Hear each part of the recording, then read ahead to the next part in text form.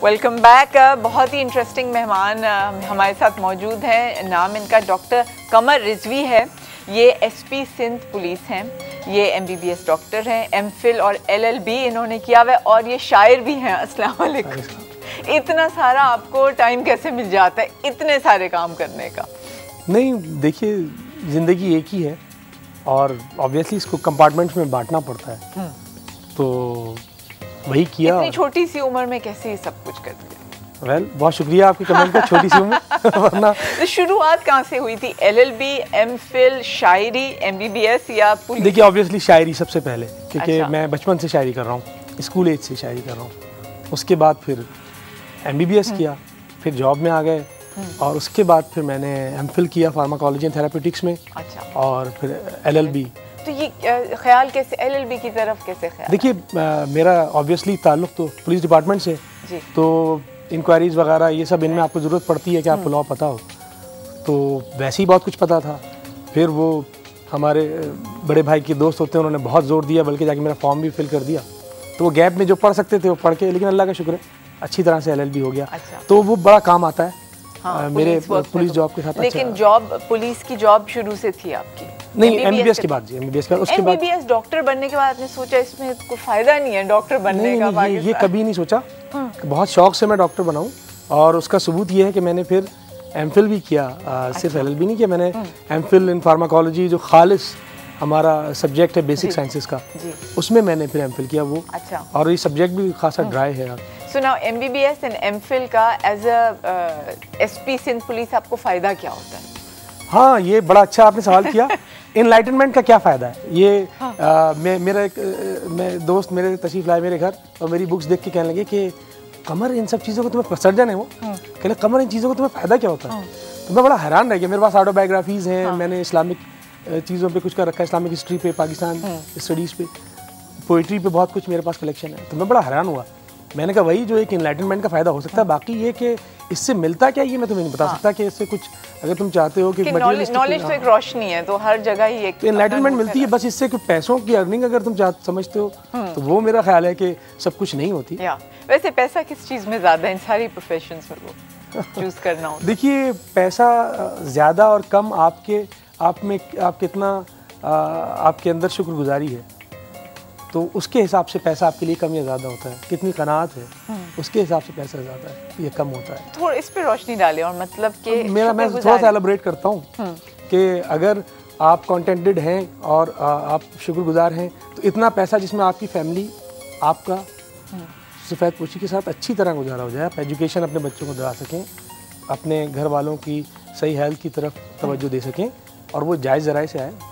जायज़ ज़राए से देखिए, इस्लाम में कोई ममानियत नहीं है, जितना भी आए वो, लेकिन लिमिटेड ही आता है। हाँ, वो लिमिटेड आए, लेकिन वो काफ़ी होता है मेरा ख्याल है। अल्लाह का शुक्र है, आज तक कोई ऐसी चीज़ नहीं है जो ऐसा जिसकी महरूमी का एहसास होता हो।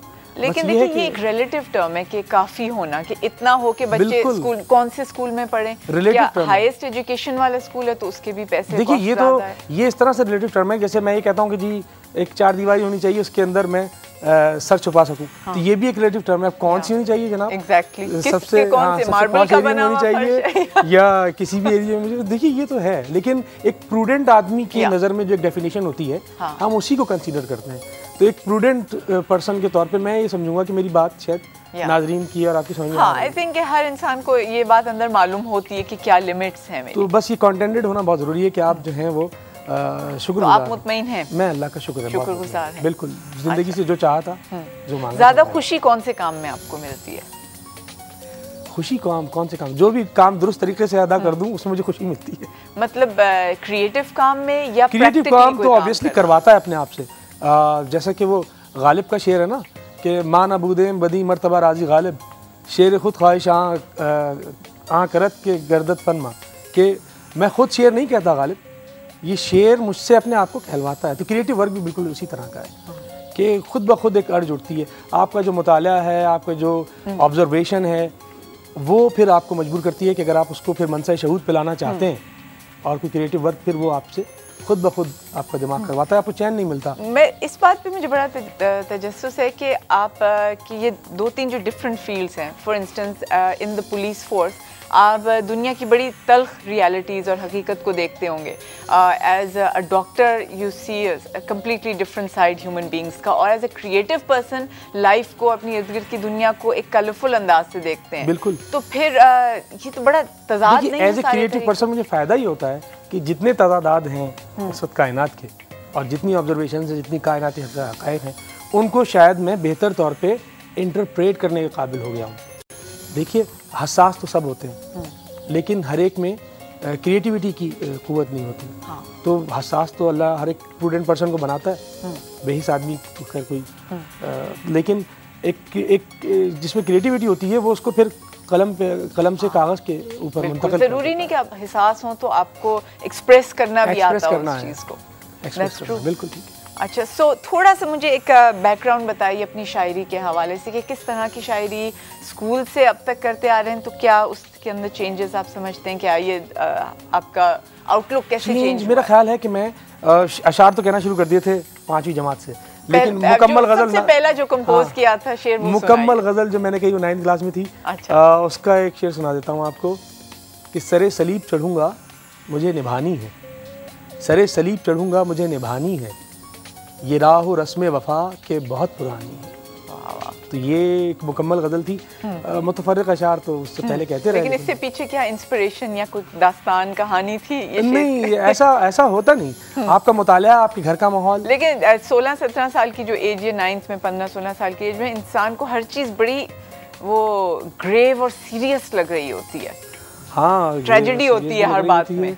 नहीं, ट्रेजेडी तो मैं नहीं कहूँगा, अल्लाह की इंटेंसिटी बड़ी होती है। हर चीज़ जो है, या तो बहुत खुश होते हैं या बहुत गमगीन होते हैं। हाँ, देखिए, अब ये आपका माहौल और आपका मुतालिया और इर्द गिर्द के लोगों से आपका माहौल बनता है, तो इंटेंसिटी जो होती है वही तो आपको मजबूर करती है कि आप में अर्ज तो इंटेंसिटी ही जगाती है। तो एक अच्छा शायर को इंटेंस होना चाहिए, इसका मतलब ऑब्वियसली उसके बगैर अगर वो जज्बात को भरपूर तौर पे, मज़ाहिया शायर को भी इंटेंस होना चाहिए। मैं मज़ाहिया शायरी तो नहीं करता, इसलिए ये बात तो आप किसी मज़ा वाले शायर से पूछ सकती हैं, लेकिन ऑब्वियसली उसको भी कुछ अर्ज होती होगी, कोई ऑब्जर्वेशन होती है, कोई मैसेज देने की वो लोग भी कोशिश करते हैं। एक ब्रेक ले लें doctor Kamar, and then will be right.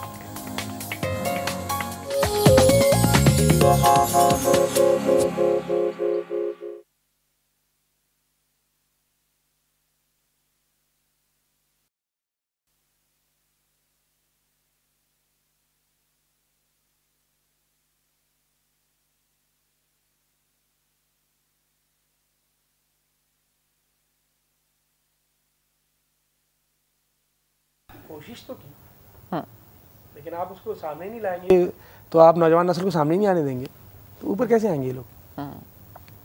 तो जब असातिज़ा में डिटेरियोरेशन आ जाती है ना, तो फिर आप नौजवान नस्ल को क्या करेंगे? हाँ, ये भी बता, सहारा ले रहे हैं, पीछे छुप जाते हैं।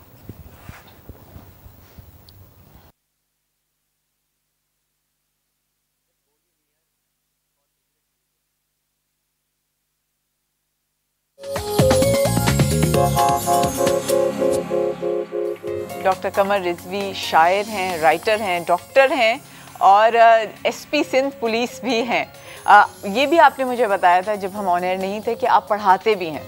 वो कभी ओकेजनली लेक्चर्स वगैरह देना कभी ये एक प्रैक्टिकल मैं समझती हूँ अच्छा काम कर रहे हैं कि आप सब्जेक्ट के साथ राइट मुंसलिक रहते हैं, लेकिन वो कभी टाइम मिलता है तो चले जाते हैं। राइट। और ये बात भी अभी आपने की कि एक डिटीरिएशन जो आ रही है शायरी के अंदर, उसकी एक वजह भी है जो उस्ताद हैं या जो लिखने वाले हैं वो आगे जो क्वालिटी पास ऑन कर रहे हैं उसके अंदर कोई वजन नहीं है, कोई दम नहीं है। जल्दी है, मुशायरे में शिरकत भी करनी है, अपना नाम क्योंकि आपको कायम रखना है। मैं समझता हूँ इस तरह नाम कायम नहीं रहता, लेकिन बहरहाल कुछ लोग ये समझते हैं, नज़रिया ये है कि आप हर मुशायरे में, हर बज़्म में बैठे हों और उसके लिए ज़रूरी है कि कुछ आपने कहा भी हो। कहने का टाइम नहीं है और एक लिमिटेड आपकी क्रिएटिविटी है, तो आप आके जैसा भी हो सकता है आके बैठ जाते हैं। कॉलर हमारे साथ हैं। हेलो, अस्सलाम वालेकुम।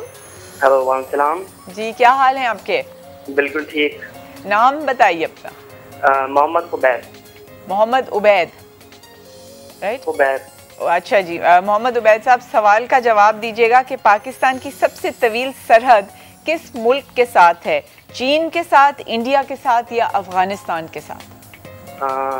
अफगानिस्तान के साथ। अच्छा जी, मोहम्मद उबैद ने कहा है अफगानिस्तान के साथ। जी। शो थोड़ा सा और देखते रहिएगा, फिर हम आपको थोड़ी देर बाद बताएंगे कि आपका जवाब दुरुस्त है कि नहीं। Thank you very much for participating Ubaid साहब। भाई आपकी तरफ से कुछ हम सुनने के लिए बेताब हैं। एक तो ये कि रमज़ान का महीना है, अगर उसके हवाले से कोई नात, एक नात की कुछ अशार आपको सुनाता हूँ। ज़रूर। पहले 4 में से एक नात से पहले कि हर एक हर्फ तेरा शामिल निसाब हुआ, हर एक हर्फ तेरा शामिल निसाब हुआ, ज़बान से निकला तो आयत बना किताब हुआ, हर एक हर्फ तेरा शामिल निसाब हुआ, ज़बान से निकला तो आयत बना किताब हुआ। इधर पे कौन था कौसैन के, उधर था कौन, इधर पर कौन था कौसैन के, उधर था कौन, मैं क्या बताऊं मुझे कितना इस्तिराब हुआ, हर एक हर्फ तेरा शामिल निसाब हुआ, ज़बान से निकला तो आयत बना किताब हुआ। इधर पर कौन था कौसैन के, उधर था कौन, मैं क्या बताऊं मुझे कितना इस्तिराब हुआ। अब एक नात के चंद अशार कि हर एक उक़्दा मुबहम कुशूद होता है, हर एक उक़्दा मुबहम कुशूद होता है, उसे एक दर पे जहाँ हस्त बूद होता है, हर एक उक़्दा मुबहम कुशूद होता है, उसे एक दर पे जहाँ हस्त बूद होता है, और यहीं पर हर्फ ने लहजे से हम नवाई की, यहीं पर हर्फ ने लहजे से हम नवाई की, यहीं पर नुत्क़ ने लहजे से हम नवाई की, यहीं पर नुत्क़ ने लहजे से हम नवाई की, यहीं पे हर्फ व सदा को शहूद होता है, यहीं पर नुत्क़ ने लहजे से हम नवाई की, यहीं पे हर्फ व सदा को शहूद होता है, और वजूद रखता है तो फिर अदम नसीब समझ, वजूद रखता है तो फिर अदम नसीब समझ, अदम के बाद यहाँ पर वजूद होता है, वजूद रखता है तो फिर अदम नसीब समझ, अदम के बाद यहाँ पर वजूद होता है। यहाँ ख़ज़ाना जाँ को लुटा के जीते हैं, यहाँ ख़ज़ाना जाँ को लुटा के जीते हैं, कि ये ज़या नहीं होता है सूद होता है, यहाँ ख़ज़ाना जाँ को लुटा के जीते हैं, कि ये ज़या नहीं होता है सूद होता है। और अजब ये बारगहे हुस्न इश्क़ है जिसमें, अजब ये बारगहे हुस्न इश्क़ है जिसमें, कहीं क़याम कहीं पर सुजूद होता है, अजब ये बारगहे हुस्न इश्क़ है जिसमें, कहीं क़याम कहीं पर सुजूद होता है। और ये कायनात कहाँ अजर दे सकेगी तुझे, ये कायनात कहाँ अजर दे सकेगी तुझे, मगर वो जिनकी ज़बां पर दुरूद होता है, ये कायनात कहाँ अजर दे सकेगी तुझे, मगर वो जिनकी ज़बां पर दुरूद होता है। हर एक उक़्दा मुबहम कुशूद होता है, उसे एक दर पे जहाँ हस्तबूद होता है। सुभान अल्लाह, बहुत शुक्रिया। एक कॉल ले लेते हैं जी। हिना फ्रॉम लाहौर, अस्सलाम वालेकुम। वालेकुम अस्सलाम। कैसी हैं, खैरियत से हैं आप? जी मैं ठीक ठाक, बिल्कुल, आप सुनाइए। बिल्कुल खैरियत से हूँ। टीवी की आवाज़ थोड़ी हल्की कर देंगी? अच्छा जी। अच्छा, सवाल पूछूं आपसे? जी पूछें। सवाल है, पाकिस्तान की सबसे तवील सरहद किस मुल्क के साथ है? 3 चॉइसेस हैं, चाइना, इंडिया या अफगानिस्तान। आई थिंक चाइना के साथ। हिना फ्रॉम लाहौर ने कहा चाइना के साथ। Thank you Hina. अभी अगली जो ब्रेक आएगी उसके बाद हम बताएंगे कि जवाब सही था कि नहीं। Thank you for calling. ये तो माशाल्लाह दिस वाज ब्यूटीफुल। एक 14 अगस्त भी बहुत करीब है जी बिल्कुल भी। तो हमारे प्यारे मुल्क के हवाले से कुछ अगर आप सुनाएंगे हमें। कुछ अशार नज़्म से पहले कुछ अशार नज़र रखता हूँ कि अभी तो करिया जहाँ का अमीर ज़िंदा है, अभी तो करिया जहाँ का अमीर ज़िंदा है, नहीं मरा नहीं अब तक ज़मीर ज़िंदा है। अभी तो करिया जहाँ का अमीर ज़िंदा है, नहीं मरा नहीं अब तक ज़मीर ज़िंदा है। वतन हयात से लबरेज़ तेरी मट्टी है, वतन हयात से लबरेज़ तेरी मट्टी है, रगों में खून की सूरत ख़मीर ज़िंदा है। अभी तो करिया जहाँ का अमीर ज़िंदा है, नहीं मरा नहीं अब तक ज़मीर ज़िंदा है। वतन हयात से लबरेज़ तेरी मट्टी है, रगों में खून की सूरत ख़मीर ज़िंदा है। अब एक नज़्म की कुछ अशार जी 14 अगस्त की नस्बत से कहे कि रंजे सफ़र के बाद माले सफ़र मिला, रंजे सफ़र के बाद माले सफ़र मिला, जहाँ से गुज़र गए हैं तो फिर अपना घर मिला। रंजे सफ़र के बाद माले सफ़र मिला, जहाँ से गुज़र गए हैं तो फिर अपना घर मिला। एक बाज़गश्त गूंज गई शेष जहात में, एक बाज़गश्त गूंज गई शश जिहात में, दिल में वो सोच था कि दुआ को असर मिला। एक बाज़गश्त गूंज गई शश जिहात में, दिल में वो सोच था कि दुआ को असर मिला। और सौला गए थे कल्ब गुलामी की धूप में, सौला गए थे कल्ब गुलामी की धूप में, सद शुक्र किरदिगार के हमको शजर मिला।